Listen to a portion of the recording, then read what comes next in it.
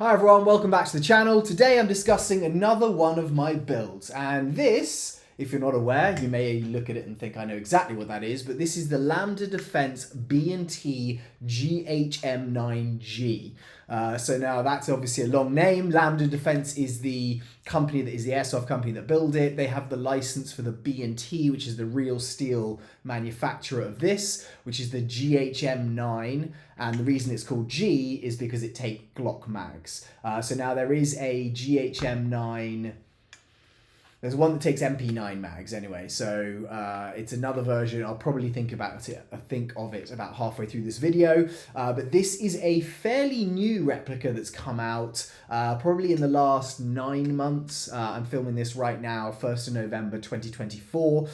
So it came out, and when I saw it, I wasn't really that sure about it. I was like, okay, it's kind of a cool looking thing, but it's not like one of your really recognizable replicas that I think a lot of people, you know, when they see it, they know exactly what it is. Is it an MP5? Is it an M4 variant?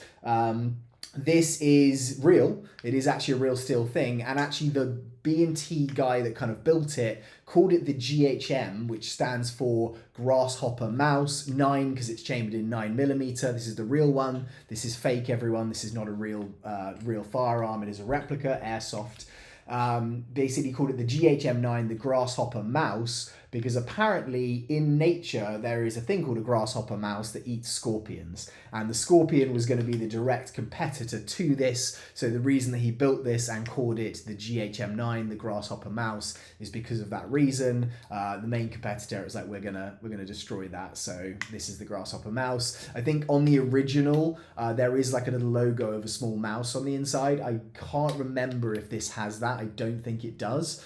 But it's actually an incredible replica. The main reason is that it is very, very cheap. Now, this is gas blowback, as you can probably guess, because everything I now use is gas blowback, or everything that I am teching and building really is gas blowback. So this is one of those. And the reason that I really liked it is because of this. This is actually the magazine that comes with the GHM9 when you buy it. But this effectively will take, I think when I've seen other YouTubers test it, and when I've tested it with the Glock mags that I have, pretty much any airsoft Glock mag that you have. Now, I have a lot of the Elite Force or VFC built Glocks, and that mag works absolutely fine in this. I think the thing with gas is that obviously you get quite a lot of variation between which mag is going to do what kind of performance, how much gas it's giving out, you know. It can vary quite a lot in it, you know, what the seal is like, where it's kind of pushing that gas through the valve. So this, as I've kind of tested, is the best. So I would definitely say if you're going to buy this and you're going to get a full load of new mags because you don't have Glock mags, I would go for these, which are the B&T licensed Lambda Defense mags. I think these are 35 rounds, they're about $30. So you can pick those up. Pretty easy to get. I think this replica you can get from Evike, but actually you can get it abroad as well. And as I was saying before I kind of went off on another tangent, the main reason that I thought this was great is because of the purchase price. Now, I bought this, I believe, from JK Army, so that's a Hong Kong based retailer for $179. I think it's just under $200 if you're buying it from a US retailer, and they seem to be more and more common. I think the main reasons why they've made this so cheap, or they've been able to sell it so cheap, it is almost an entirely polymer built replica. So I've changed this and I'm going to go through that, but when you buy this new, it doesn't look like this. It's got a much shorter rail right here. This is a polymer front handguard, which has that smaller rail. It's kind of like one M-lock piece. The upper is polymer, the lower is polymer. You've kind of got this built-in, you know, not built-in handguard, but the lower kind of is more of that M4 style where you've got a front brake pin here, separates. It does not come with a stock, so that's something else which you don't have to use a stock with it, or you could add a stock to it, but it's almost that kind of pistol feeling size, you know, it's a PDW size, but you don't really have to add anything to it if you don't want to. So if you're out there and you're thinking, hey, I'd quite like to try out some gas blowback, this could be something that you want to just test and feel out. And if you've already got a Glock and you want to play around with something a bit bigger, then this again could be something that you already have the mags for, so you can add that in. Right, so now I'm going to get on to what I've changed about this and why mine is different and why it actually now would cost a lot more money if you wanted to have this exact build. Now, as I said, the base actual replica is $179. The rail kit that I've put on this, now what that includes is this is a metal rail. It again is made by Lambda Defense, so it's made by the company that actually make the replica, so the fit of it is great, and it also comes with a longer inner barrel. So those two pieces are $70. Now, again, you don't have to put those on there. They're full metal as opposed to the original polymer that it comes with. So if you want that feeling of a little bit more realism, it does add some weight to it, but not a huge amount. And that is going to be a $70 add-on kit. That does not include this tracer here. There's just an inner barrel. You've already got the flash hider and that rail, which is just going to attach here. You're going to basically attach it there, and there's another bolt just underneath here where my light is. So that's $70. You can then also change out this, which is another thing that I've done, which is the upper receiver. So from here all the way along basically to here. So this upper piece right here is polymer, as I said in the original. This actually I've replaced for the metal version. It's aluminium, so it's not, again, super heavy, but it is heavier. That's another $70. So if you're looking at a 180 buy, you're spending another $70 on it, that's $250. Then you're spending another $70 on it, that's $320. So it's getting up there. It's still, you know, you're getting a great replica for $320, and the performance on this, I would say, is pretty good out of the box. But that is something else I've done. Now, another thing that they also sell, which again I went for Lambda Defense, the company that build this, is this stock. So it's an adjustable, it's almost like that MP5 style stock that you can kind of get. It's got the exterior rail, it's got multiple lock positions. And actually what I believe you can do, which is now what I'm going to do is break it, is you can just pull it straight out. So you don't need to be affecting this. This actual button is going to allow you to collapse it. But if you're looking for fast deployment, boom, you can go straight there, which I think is kind of cool. Again, it feels very well built, and this one is $78. So if you want to keep it short, you want a collapsible stock, I think this is a great option. Obviously, this is a Picatinny attachment on the back. It comes with a Picatinny attachment on the back. This actually is, part of the stock is this rear plate here. So when this rear plate is in, it's kind of like that entire thing. What is on there normally is just a polymer Picatinny back rail. So you could just put any kind of Picatinny stock adapter on there that you want. So you could put a folder, you could kind of do, really it's kind of that open open canvas where you could do whatever you want with it. But I think this is great, and so I would advise this. Another thing that is kind of annoying with it though, I would say, is that as with all of these, you get a little bit of wobble. For me, it's not a big deal, but a lot of these extendable stocks, I've got it on any of my SIG MPX, MCXs, you're going to get that bit of wobble, which you're not necessarily going to get with something which has a buffer tube. So that's just something to bear in mind. So that one I've put on there. As I said, these are $30. So if you're going to get multiple of these, which I think you need to because it's 35 rounds, it's not like running an AEG where, you know, you've got a 100 round mid cap. These are 35 rounds. Obviously, they're pretty easy to carry because you can get a lot of different pistol mag pouches. You can get, you know, an SMG chest rig or a plate carrier where you're just carrying very thin double stack 35 rounds. These seem great, very well built. The fill valve is on the back here, and here is the actual valve there, the valve knocker. So I think these are great. I think if you're only just going to run this and you don't really think about having a Glock, get these. You're going to spend the same amount of money, if not more, for, you know, your VFC Glock mags or something cheaper.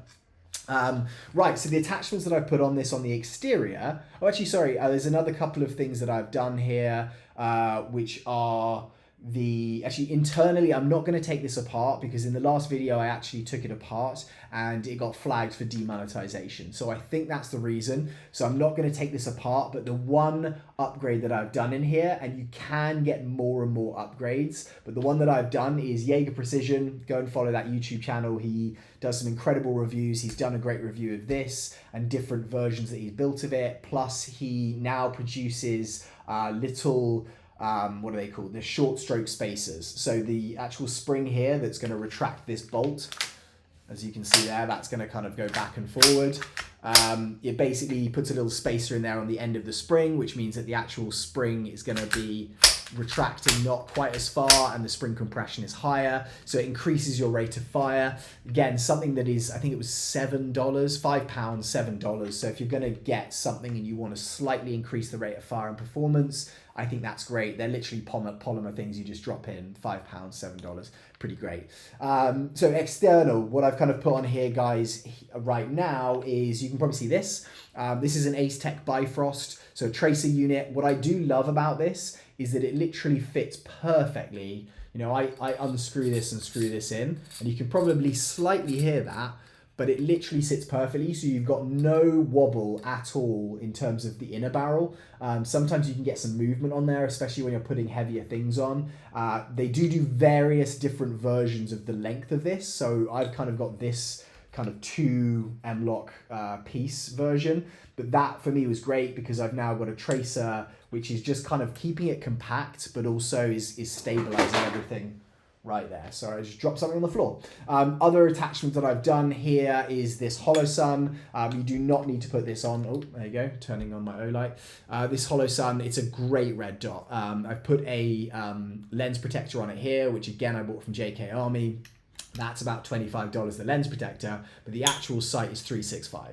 So the sight is more than the actual replica, even when you've built it out. Now, I've said this before on the channel with other builds that I have. I don't really like buying repros. It's 2 reasons. I don't think the repros come even close to the performance. The look's very similar, but actually when you're using these actual sights performance-wise, I'll give you an idea of this one here. I always struggle doing this. There you go. So you can see how bright that is, and what I really find with these is the edges of the actual glass when you're focusing. It's so much easier to pick up the sight with this and to move your head around and still keep that in place. Oh, sorry, keep that in vision. That's the number 1 reason. The other is it holds value. So if you resell this, it's going to be less than what you paid for it brand new, but it's going to hold value a lot more, and people are going to want it, not just for airsoft, but for real steel stuff. If you've got real steel stuff yourself, again, you can use this. It's going to hold zero. Holosun's a great brand, so you can kind of put some value in that. This one's called an HS510C. It's very kind of similar feeling to that. It's kind of like a reversed EOTech, you know, like where it's kind of got that same size window on it. Obviously, it's not sticking out the front here, which is where your battery, etc. is, but I really like this. So again, I would recommend that, but it's completely unnecessary on this. You could put iron sights on if you really want, or you could buy any kind of red dot reproduction sight, and that's going to work. This is another thing that I really like. Now, this really normally are built for pistols. This is the Olight Boulder, B-A-L-D-R. Let's see if I can show you that quickly. Boulder Pro R. So it gives off a red or a green laser. And also it's kind of got this very cool thing here, which if you guys haven't seen Olight before, they're very well priced. This little turning is just going to give me the flashlight. This is going to be flashlight and laser. This is going to give me laser. So with this one attachment, I'll be using this CQB indoors. I can have a flashlight just if I want to. I can just use the laser, or I can use both. And normally this really is built for a pistol. So when you have the pistol grip here, this is a little, pressure switch, which I'll kind of show you guys here. There's the pressure switch for your finger to move on to and to turn it off and on, or just to hold down pressure wise and release. It also will do strobe. If I can get this strobe going. Oh no, sorry, it's this. So it does strobe as well, but it's something which normally would be on a pistol. What I found with this actually though is when I've got my mag in here, I'm kind of holding the mag well actually for where my grip's going to be. I could hold it here, but either way, it's so easy for me to access and just push this. So I know it looks a little bit funny, or it looks different to what you would normally have, but this Olight, I think, even when I've put it on, you can see the gap here between where the actual sight is. It's almost like matches it perfectly between the rail, the upper, lower, and the actual edge of the sight, right in that gap. It literally, to me, is almost like perfectly lined up. So something, again, that I would recommend. I think you could do this on any of the Lambda Defense rails, the longer ones, the shorter ones. Obviously, you're going to get a little bit of block. The light's not going to shine fully through there, but something that I actually think is a great little attachment to it, especially if you're using it in dark environments, CQB, and it just gives you actually something to hold on to more. Olight is a great brand. It's got some kind of mixed reviews because it's a very affordable brand for what they give you. I've got some other Olight products which I'm not quite as keen on. They make an O-sight now, which is like a red dot sight, which very clever. I think the price on that's very good, but it's definitely not, I don't like it as much as some of the other red dot sights that I have. The charging's a bit weird on it. It's kind of got a cover that charges it. I'm not sure I like that, and it feels a bit heavier. But the actual lights that they have are great. They kind of have this cap end on, I'll show you on some of my other builds, but you can basically just have the rail attachment. You can drop the light onto it, and then this little kind of, it's almost like the crane attachment for your pressure switches, but it literally just kind of is a magnet. It goes on there. You can also charge it through there. They are, 1,000 lumens, some of them. You can get different variants that have lasers built in. They don't. They're brighter. They're smaller. So I would go and check Olight out. I'll probably do a review on some of their products, but some people, I think, real steel wise, don't like them as much. I actually think they're great. So I would recommend, for the price, you're getting something amazing. So that probably is pretty much all that I've done to this, guys. Just as a little heads up, this rear pin here, I've actually changed it out for one which is kind of like a 2-part pin with a screw, and it's kind of got that center meeting point, because this was just getting loose and dropping out. I think that's because I changed the stock on the rear. Actually, moved in and out, and I think that might have loosened it, but I have secured that. So that's something to bear in mind, is you may need to replace a pin, just because these pop-out pins do feel a bit loose to me. And one last attachment that I've done is I've actually just put a QD mag release, QD sling release point here. It doesn't really have any sling mounting points on it, so that's something you're going to have to think about, is if I'm going to run a sling on it, what am I going to do, where am I going to put it? For me, I'm running it on a 1 point, and when it's collapsed, it's kind of great just to have this as like a little hanging point. If you're putting it down to your side, it's kind of like your MP7, where it's that small kind of thing where you don't necessarily want to tangle it up with a full spring. So I've just put that on there. I actually only had an M-lock one available, so I just put an M-lock to Picatinny adapter and then stuck that in. I'll probably get a little Magpul one off the side because I like those a lot. But that is pretty much everything I've done on this. So I'm going to show you guys quickly just what the firing action is like on this. Here is your selector, which that is when this is pointing to white, that's safe. When this is pointing to red, that's semi-auto. And when this is pushed right the way through, that's full auto. The trigger is, I'll show you, but it's kind of like on the wall straight away. It's not the greatest trigger I've ever felt, but it is, it's definitely not the worst. The other thing as well is the rate of fire on this is fairly slow compared to what you think it's going to be, but it's also quite satisfying. And I do think when you're running 35 round mags, the rate of fire on it is not that important, or not for me, because I'm not running it full auto that much, and it's kind of an advantage if it's firing a bit slower to me. But I'll show you what that is like now. So I'm going to put it into semi. I'm going to rack the action. You can see there, it's going to hold. Obviously, there is a ambidextrous bolt release, so I'll show you here. That's going to release the bolt. I'll show you the slide lock first. So this is me pulling the trigger, so you can see that's holding back. Release that, holding back, and I just held that down. So this is what it fires like semi. Super snappy. And then if we're going full auto, I'm going to switch that ambidextrous again so you guys can see it there, but I'm going to push it with my thumb, and this is your full auto. That's the bolt lock back. I'm going to release. So you see it's kind of consistent and it's slow, but it is really satisfying.